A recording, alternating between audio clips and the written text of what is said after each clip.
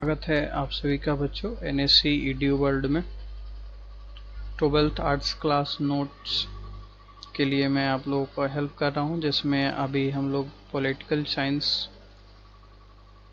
में contemporary world politics का chapter 2 आज हम लोग पढ़ने वाले हैं। इससे पहले हम लोग चैप्टर 1 पढ़ चुके हैं और इसका सारा वीडियो का जो लिंक है वो आपको डिस्क्रिप्शन में मिल जाएगा बच्चों। तो यदि आप स्टार्ट कर रहे हो तो मेरा निवेदन होगा कि आप वहाँ से आप स्टार्ट करो तो आपको ज़्यादा समझ में आएगी। तो ऐसा नहीं कि आपका चैप्टर 2 समझ में नहीं आएगा, बट मेरी कोशिश है कि यदि कोई भी काम किया जाए तो वो जीरो से हीरो तक किया जाए, है ना बच्चों। अगर आप शुरू से स्टार्ट करते हो तो ज़्यादा कोई भी चीज़ हो सक्सेस उसमें ज़्यादा मिलती है ना। अगर बीच से आप स्टार्ट करोगे तो प्रॉब्लम होगी। इसलिए अगर आप देखना चाहते हो या स्टार्ट पढ़ना चाहते हो, बाकी में बहुत अच्छे तरीके से मैंने उसको समझा दिया है, आपको समझ में आ जाएगी, मुझे यकीन है। चलिए शुरू करते हैं बच्चों। आज का जो टॉपिक है द एंड ऑफ बाइपोलैरिटी, इसमें हम लोग आज इसका इंट्रो जानने वाले हैं और इसके बारे में सोवियत संघ के बारे में। तो लेसन 2 में मुझे पढ़ना क्या है, सबसे पहले हम लोग उसके बारे में जाएंगे कि देखो बच्चों, इसमें हमें जो सबसे बड़ी चीज़ है, पिछले जो चैप्टर में हम लोग जो पढ़े हैं उसी चैप्टर से कुछ उसी की बातें जो है आगे बढ़ाई गई है इसमें। उसके आगे क्या हुआ, जैसे कि शीत युद्ध के सरगर्मी हम लोग जान रहे थे कि शीत युद्ध पहले पिछले वाले चैप्टर में पढ़े हैं, और उसके बाद उसमें एक बल खड़ी की गई है। बर्लिन दीवार उसमें इस चैप्टर में हम लोग पढ़ेंगे कि बनाया जाता है।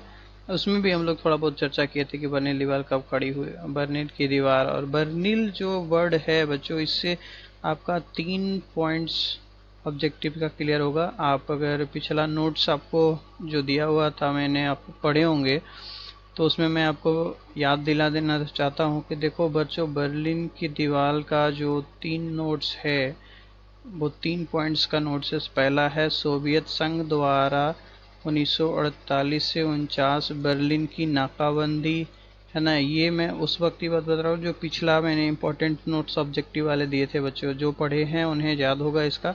एंड दूसरा बर्लिन से रिलेटेड जो पॉइंट्स आने वाले हैं आपको पूछने वाला, वो है 1961 में बर्लिन की दीवार ना पूछता है बर्लिन की दीवार कब खड़ी हुई या कब हुआ।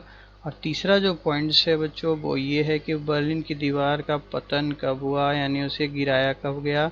तो ये है आपका तीसरा पॉइंट। तो बर्लिन जो वर्ड है इससे 3 ऑब्जेक्टिव आपका है, आप इसे ध्यान में रखेंगे।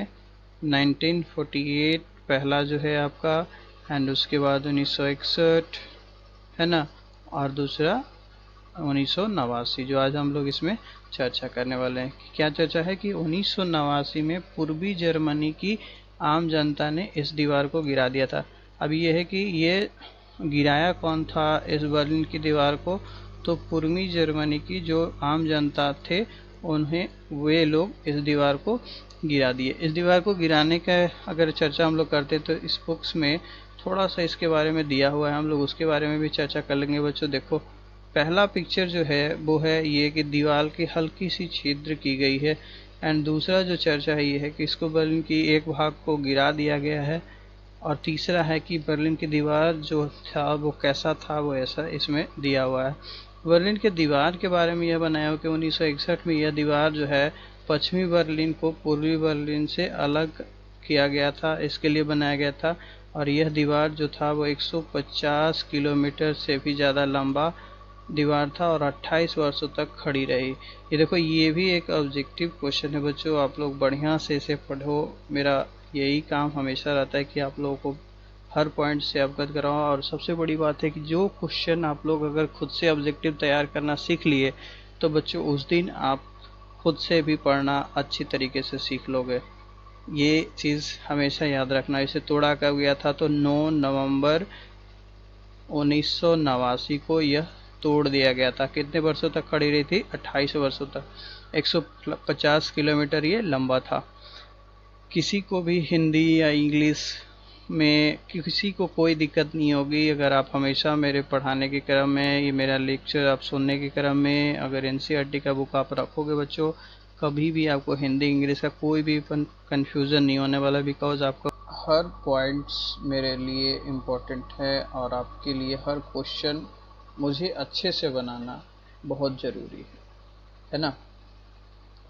इसमें दूसरा जो है, ये तो समझ में आ गया कि इसका दीवार बहुत ही नाटकीय अंदाज में तोड़ दिया गया था और यह ऐतिहासिक घटनाक्रम हुआ एक, है ना।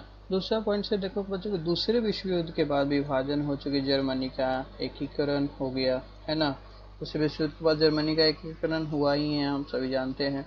सोवियत संघ के खेमे में शामिल पूर्वी यूरोप के 8 देशों ने एक एक करके जनता के प्रदर्शनों को देखकर अपनी साम्यवादी शासन को बदल दिया था। इसी वाले बुक में हम लोग पढ़ने वाले हैं। इस पॉइंट्स में आपको क्लियर हो चुका है, ये पढ़ने की भी जरूरत नहीं है अब कि जनता के जो बहिष्कार उसका प्रदर्शन को देखकर साम्यवादी शासन अपने आप बदलना पड़ गया। ऐसे भी सरकार यदि सारे जनता बच्चे एक साथ हो जाए तो आपको पता है कि सरकार की जो भी नीति हो वो जनता के सामने उसको झुकना ही पड़ता है, उसकी बात मानना ही पड़ता है, क्योंकि जनता ही जनार्दन होती है ना। वही आगे इसका कार्यधर्ता होता है, जनता का ही शासन है। सोवियत संघ को यह सब चुपचाप देखते रहना पड़ा, क्योंकि कुछ नहीं कर सकता था। ऐसा किसी सैनिक मजबूरी से नहीं हुआ था, बल्कि आम जनता की सामूहिक कार्रवाई से। इसीलिए हमेशा मैं सभी को बोलता हूँ कि यदि कुछ बात ऐसी होती है तो सबसे पहले हमारे अंदर यूनिटी होनी चाहिए, चाहे वो स्टूडेंट का हो, चाहे वो पूरे देश में जनता का हो। अगर आपसी यूनिटी होगी तो कोई भी किसी को कभी भी दबा नहीं सकता, उसकी हर बात और हर इच्छा पूरी की जा सकती है। परंतु हर इच्छा करने का मतलब क्या, पॉजिटिव वे में हमें जाना है, निगेटिव मत सोच लेना बच्चों, है ना। अंत में सोवियत संघ का भी क्या हो गया, विघटन हो गया। इस अध्याय में जो हम लोग का दूसरा पॉइंट है वो है कि दूसरी दुनिया के विघटन का कारण। देखो बच्चों, हम लोग इसमें पढ़ेंगे एक पॉइंट हम आप लोगों को लिख भी दिया है नोट्स में, बहुत बढ़िया से मेंशन किया कि दूसरी दुनिया क्या है, इसके बारे में हम आपको बताएंगे, है ना, इसका क्या कारण है। और साथ में हम लोग ये भी पढ़ेंगे कि सोवियत संघ के पतन के बाद दुनिया के इस हिस्से में क्या हुआ और अब इन देशों से भारत के कैसे रिश्ते हैं, इसके बारे में हम लोग चर्चा करने वाले हैं। ठीक है बच्चों, तो शुरू करते हैं। पहला इसका जो पॉइंट है, सोवियत प्रणाली क्या थी। देखो इसको हम लोग अपने नोट से समझ लेते हैं बढ़िया से। सोवियत सोशलिस्ट रिपब्लिक यूएसएसआर का संघ 1917 में रूस में समाजवादी क्रांति के बाद अस्तित्व में आया था। क्रांति का कारण समाजवाद के आदर्श और पूंजीवाद के विपरीत एक समतावादी समाज सिद्धांत की आवश्यकता से प्रेरित थी। ठीक है बच्चों, देखो हम पढ़कर बता दे रहे हैं, लेकिन हकीकत क्या है कि मैं यही बात बोलने वाला भी होता हूँ, मेरे जस्ट लैंग्वेज ही ये यहाँ लिखा हुआ है। दूसरा पॉइंट है इसमें कि द्वितीय विश्व युद्ध के बाद पूर्वी यूरोपीय देश सोवियत संघ के अंकुश में आ गया था। चूंकि सोवियत संघ जो था वो इन्हें फाशीवाद ताकतों से मुक्त कराया था। वो क्यों आया था, इसके लिए मैं इसके बारे में मैं बता रहा हूँ। सोवियत संघ ही इसे मुक्त कराया था फाशीवाद के ताकतों से। इसलिए इन सभी देशों की जो राजनीतिक और सामाजिक व्यवस्था था वो यूएसएसआर प्रणाली के तर्ज पे किया गया था। इन्हें ही समाजवादी खेमे के देश या दूसरी दुनिया कहा जाता है। आपसे क्वेश्चन पूछता है कि दूसरी दुनिया क्या है या समाजवादी खेमे का देश क्या है, तो आपको ये आज मैं क्लियर कर दिया हूँ, आप ध्यान देना। ये चीज़ हिंदी इंग्लिश वाले में नहीं मेंशन होगा, तो थोड़ा बहुत आप लोग ध्यान देना इसको, है ना, इसको पढ़ लेना। मैं बोलता हूँ नोट्स को धीरे धीरे अगर करोगे वीडियो पॉज करके तो सारा नोट्स ऐसे ही बन जाएगा, नोट्स किसी से लेने की जरूरत ही नहीं पड़ेगी ना। दूसरा पॉइंट नेक्स्ट हम लोग पढ़ते हैं। यूएसएसआर की आर्थिक और राजनीतिक प्रणाली में परिवर्तन हुआ था और फिर सोवियत अर्थव्यवस्था अमेरिका के अलावा बाकी पूरी दुनिया की तुलना में यह अधिक विकसित हो, यानी अमेरिका के अलावा यूएसएसआर दूसरी सबसे बड़ी ताकत बन चुकी थी। दूसरी बाकी सबके तुलना में, देशों की तुलना में इसकी जो थी वो अमेरिका के बाद दूसरा पोजीशन था, ये क्लियर समझ लेना, है ना। तीसरा जो था कि हथियारों की जो दौड़ थी, है ना, उसमें सोवियत संघ समय समय पर अमेरिका का मुकाबला करने में कामयाब रहा, है ना, समय समय पर अमेरिका का मुकाबला यह करने में कामयाब रहा। हालांकि उसे इसकी भारी कीमत चुकानी भी पड़ी। भारी कीमत क्या चुकाना पड़ा इसका? भारी कीमत चुकाना पड़ा वो ये कि सोवियत प्रौद्योगिकी और बुनियादी ढांचे जो था, है ना, वो पश्चिमी देशों की तुलना में पीछे रह गया। इसके साथ सोवियत प्रणाली बहुत हद तक नौकरशाही और सत्तावादी बन गई थी। इसका देखो, हम इसको सही तरीके से समझा रहे हैं, सुनने की कोशिश करना बच्चों। इसमें क्या है कि सोवियत संघ सिर्फ हथियारों के मुकाबले में वहां तक उसकी मतलब ये होड़ पहुंच गया था जिसमें अमेरिका को वो पीछे करता था। लेकिन बाकी सब के मुकाबले में, जैसे उसकी खदान, बाकी सारे के औद्योगिक प्रौद्योगिकी, जितनी भी जो बुनियादी चीजें ढांची अलग होती है, जनता को जो जरूरी होता है, वो सारी चीजों में ये धीरे धीरे पश्चिमी देशों की तुलना में पीछे हटते चला गया, पीछे होते चला गया, क्योंकि वो सिर्फ हथियारों, जैसे अभी देखो उत्तरी कोरिया की जो हम लोग घटना सुनते हैं उसके बारे में आप सभी जानते हो कि वो लोग हथियारों की होड़ में अमेरिका से आगे निकलने की कोशिश कर रहा है और पूरी हद तक वो कोशिश कर रहा है, सबसे ज़्यादा हथियार बनाने का काम करता है।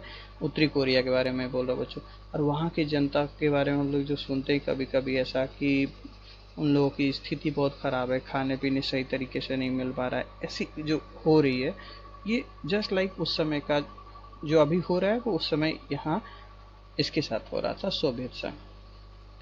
इसने अपने नागरिकों का जीवन बहुत कठिन बना दिया था। जो भी उसका पब्लिक था उसको, जाहिर सी बात है, उसको प्रॉब्लम हो रही थी इसके बारे में, है ना। तो हम लोग इस टॉपिक को यहीं तक पढ़ेंगे आज, और नेक्स्ट टॉपिक जो है हम लोगों का बच्चों वो है गोर्बाचेव और यूएसएसआर का विघटन, है ना। इसके बारे में भी हम लोग पढ़ेंगे। तो लेकिन आप लोग भी पढ़कर रहो तो आपको ज़्यादा समझ में आएगी बच्चों। आज मैं इसीलिए नेक्स्ट टॉपिक बता देता हूँ ताकि आपको मालूम हो। आज के लिए इसको इतना ही रहने देते हैं, और वीडियो यदि अच्छा लगता है तो इसको सब्सक्राइब कीजिए, अपने दोस्तों को भी शेयर कीजिए, ताकि ज़्यादा से ज़्यादा वीडियो आप लोगों के पास जल्दी पहुंच जाए, मुझे सेंड करने की, किसी शेयर करने की ज़रूरत ना पड़े। अच्छा, और सबसे बड़ी बात होगी कि मुझे भी अच्छा लगेगा इसके लिए कि आप लोग को ये वीडियो अच्छा लग रहा है बच्चों। ठीक है, आप नोट्स मुझे ज़रूर आप लोग सेंड करना व्हाट्सएप पे। ओके।